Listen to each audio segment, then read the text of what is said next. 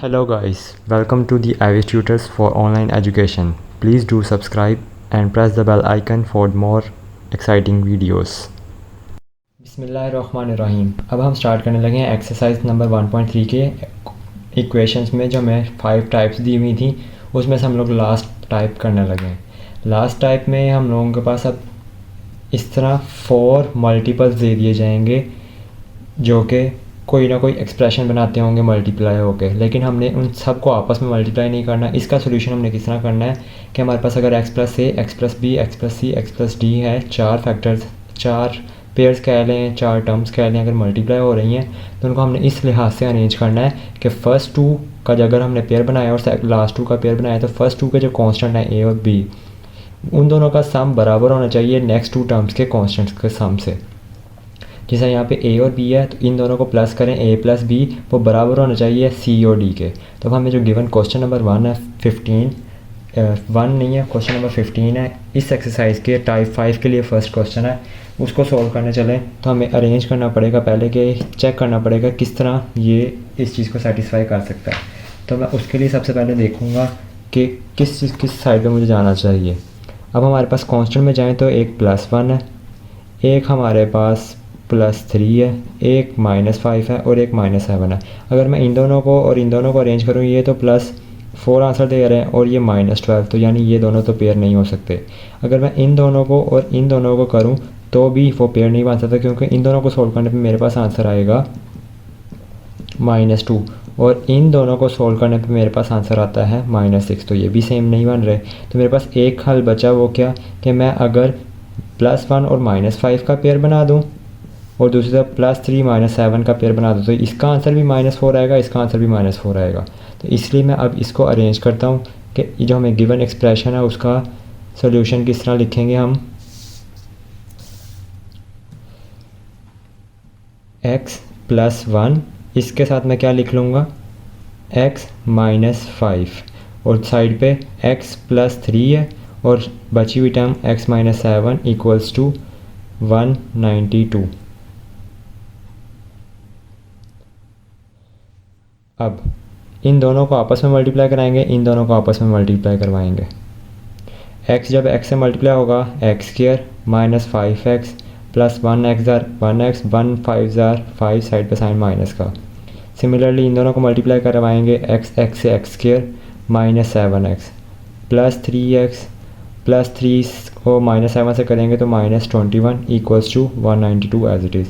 इसको सॉल्व करेंगे x² -4x -5, ये भी x² -4x -21। अब हमें नज़र आ रहा होगा कि x² -4x कॉमन है दोनों में, तो उसको हम लोग लेट कर लेंगे कि वो x² -4x हमारे पास क्या है। Let x² -4x = y। तो गिवन इक्वेशन जो है वो हमारे पास क्या बन जाएगी y - 5 × y - 21 = 192। अब हमने इसे सोल्व करना है, इन दोनों को आपस में मल्टीप्लाई करवाएंगे तो हमारे पास जो भी बनेगा उसे सोल्व करते हैं। y को y से मल्टीप्लाई करेंगे y² -21y -5y +5 को 21 से मल्टीप्लाई करें तो मेरे पास आता है 105 = 192। सिमिलरली y² इन दोनों को माइनस प्लस करूँ तो आता है -26y +105 और +192 को इस साइड पर ले आऊँ तो -192 = 0। y² -26y इसको अगर मैं करूं तो 100 में से 100 माइनस कर दें, 92 में से 5 माइनस कर दें कैलकुलेटर में, तो हमारे पास आंसर आ जाता है -87 = 0। अब हमने इसकी मिड टर्म ब्रेकिंग करनी है। मिड टर्म ब्रेकिंग इस तरह करनी है कि हमारे पास मिड टर्म को ब्रेक करके प्लस माइनस करें तो हमारे पास बने -26 और मल्टीप्लाई करने पे बने -87।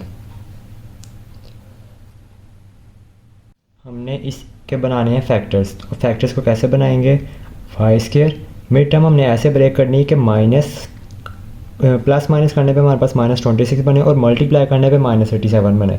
तो हमें ये भी चीज़ पता है कि माइनस प्रोडक्ट का आंसर माइनस एक ही सूरत में आ सकता है जब प्रोडक्ट होने वाला नंबर एक पॉजिटिव हो और एक नेगेटिव हो। पॉजिटिव और नेगेटिव मल्टीप्लाई होंगे तो ही आंसर नेगेटिव आएगा। तो इसको यानी हमें ब्रेक करना पड़ेगा दो नंबर्स में, एक पॉजिटिव और एक नेगेटिव। तो इसके लिए मैं इसका एक ही फैक्टर बन सकता है जो -29y +3y। प्रोडक्ट करेंगे तो -87 भी बनेगा और प्लस माइनस करने पे -26 भी बनेगा।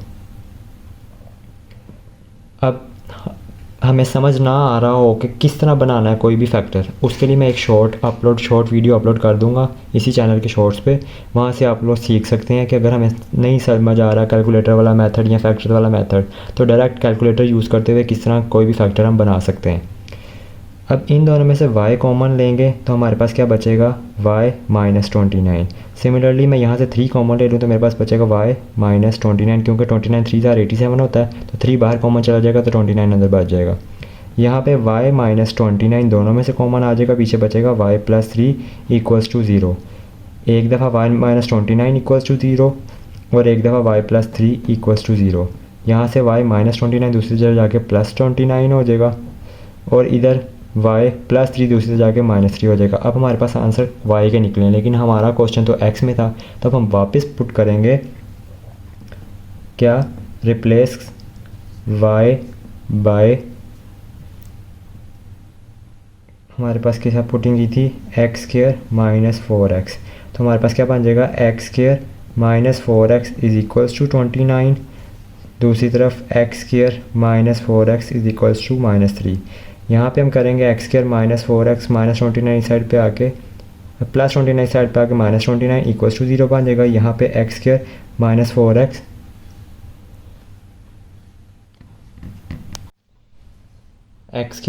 4x है, तो इधर से -3 साइड पे आके बन जाएगा +3 = 0।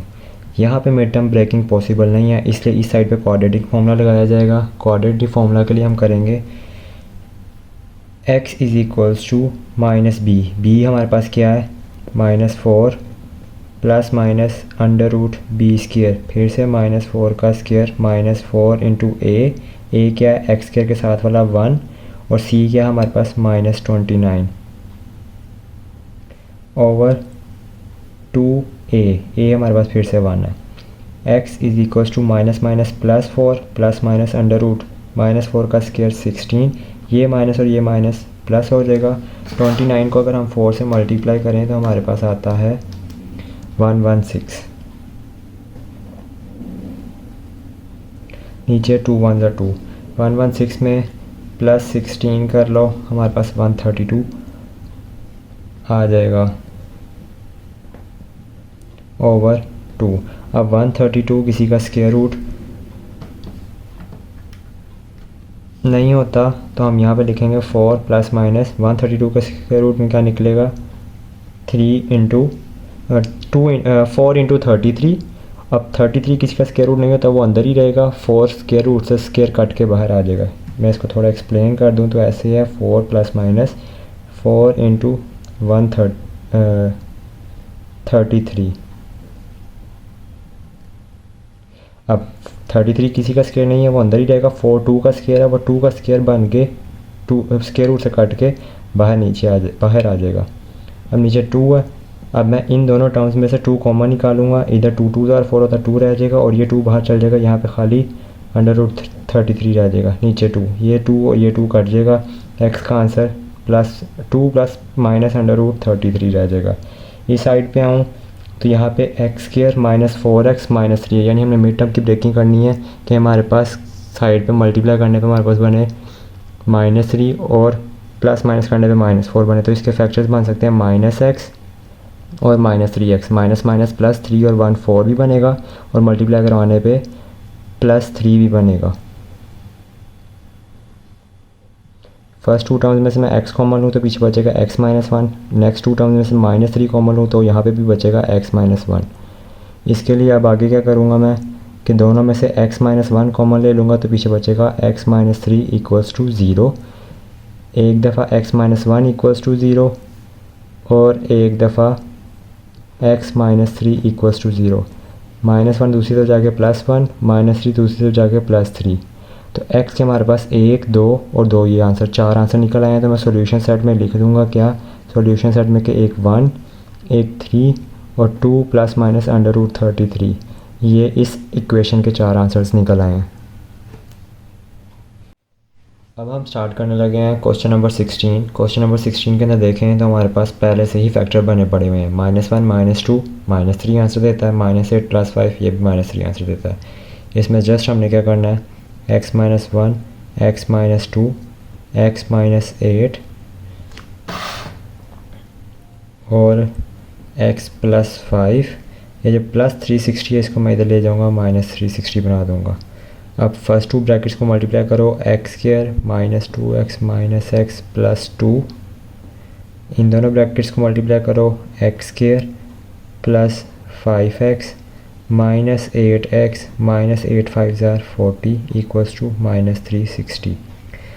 सोल्व करूँ तो x² माइनस माइनस प्लस होगा, 2 और 1 3x साइन बड़ी वैल्यू का +2। यहाँ पे इन दोनों को सोल्व करूँ तो x² प्लस माइनस -8 में से 5 जाएंगे, 3 साइन बड़ी वैल्यू का साइड पे x -40 = -360। अब फिर से नोटिस करो तो x² -3x x² -3x common है तो हम लेट कर लेंगे x² -3x = y +2 y -40 = -360। अब इन दोनों को मल्टीप्लाई करवाऊँ तो y² -40y +2y -42 = 80 -360। y² -40 +2 -38y, ये -80 + 360 साइड पे आएगा =0। y² -38y, इस दोनों को सॉल्व करने पे मेरे पास आंसर आएगा +280 = 0। अब 38 और 20 को सॉल्व करना है, इनके फैक्टर्स बनाने हैं, तो वो मैं फैक्टर्स बना के देखता हूँ। सिंपल इसके फैक्टर्स बनेंगे y² -10y -28y, 10 28 280 भी बन जाएगा और इन दोनों को प्लस करने पे -38 भी बन जाएगा। फर्स्ट टू टर्म में से y कॉमन निकलेगा, पीछे y -10, इधर से -28 कॉमन निकलेगा, y -10 = 0। y -10 मैं दोनों में से कॉमन ले लूँगा, पीछे बचेगा y -28 which is equal to 0। y -10 एक दफ़ा 0, y -28 अलग से 0, y -10 दूसरी तरफ जाके +10 हो जाएगा और यहाँ से +28 हो जाएगा। अब यहाँ पे हमें y के आंसर नहीं चाहिए, हमें चाहिए x के, तो हम रिप्लेस कर देंगे वही जो हमने y की पुटिंग की थी, replace y bye x² -3x, ये जो हमने पुटिंग की थी यहाँ से दोबारा वापस ले देंगे। x² -3x = 10, x² -3x = 28। अब यहाँ से x² -3x +10 इस साइड पे आए -10 = 0 बन जाएगा, x² -3x +28 इस साइड पे आके -28 = 0 बन जाएगा। अगर आप चाहें तो आप इस यहाँ पे ये स्टेप में -10 को और -28 को स्टेप में इधर ना भेजें, ये स्टेप किए बगैर आप ये पुटिंग कर दें, रिप्लेस करें, तो रिप्लेस करने के बाद डायरेक्ट ये बन जाएगा, आपके ये और ये स्टेप बच जाएंगे। अब इसमें देखें मिड टर्म ब्रेकिंग करनी है, -10 बनाना है, तो यहाँ पे x² -5x +2x करूँ, -5 को +2 से मल्टीप्लाई करेंगे तो -10 भी बनेगा और प्लस करने पे -3 भी बनेगा = 0। यहाँ पे हमने 28 बनाना, तो 7 4 28 होता है, x² -7x +4x, plus minus करने पे -3 भी आ रहा है और मल्टीप्लाई करने पे -28 भी आ रहा है। तो यहीं पे मैं अगर आ जाऊँ x और स्क्वायर -5x में मैं x कॉमन लूँ, पीछे बचेगा x -5। Similarly plus next term से मैं लूँ 2 कॉमन, तो पीछे बचेगा x -5, दोनों = 0। दोनों से x -5 कॉमन निकल आएगा, पीछे बचेगा x +2 = 0। यहाँ पे x -5 = 0, x +2 = 0। यहाँ से x का आंसर मिल जाएगा 5 और x का आंसर मिल जाएगा -2। अब इस साइड पे आ जाए तो हमारे पास क्या है, दोनों से x कॉमन निकालूँ तो x -7 +4 कॉमन निकालूँ तो पीछे बचेगा x -7 और = 0। यहाँ पे x -7 दोनों से कॉमन निकालो तो x +4 = 0, x -7 = 0, x +4 = 0। यहाँ से x का आंसर +7 और यहाँ से -4, तो हमारे पास x के 4 आंसर निकल आए। सॉल्यूशन सेट में जाएंगे, वहाँ पे -2 -4 उसके बाद 5 और +7। इस तरह हमारी एक्सरसाइज आज ख़त्म हो गई है। अगर आपको एक्सरसाइज कुछ भी क्वेश्चन ना समझ आया हो तो आप ज़रूर कमेंट सेक्शन में पूछ सकते हैं। और चैनल को ज़रूर सब्सक्राइब करें। वीडियो को पसंद आई हो या वीडियो में कुछ भी समझ आया तो वीडियो को ज़रूर लाइक करें और अपने दोस्तों के साथ, क्लास वालों के साथ शेयर करें। Thank you. अल्लाह हाफिज़।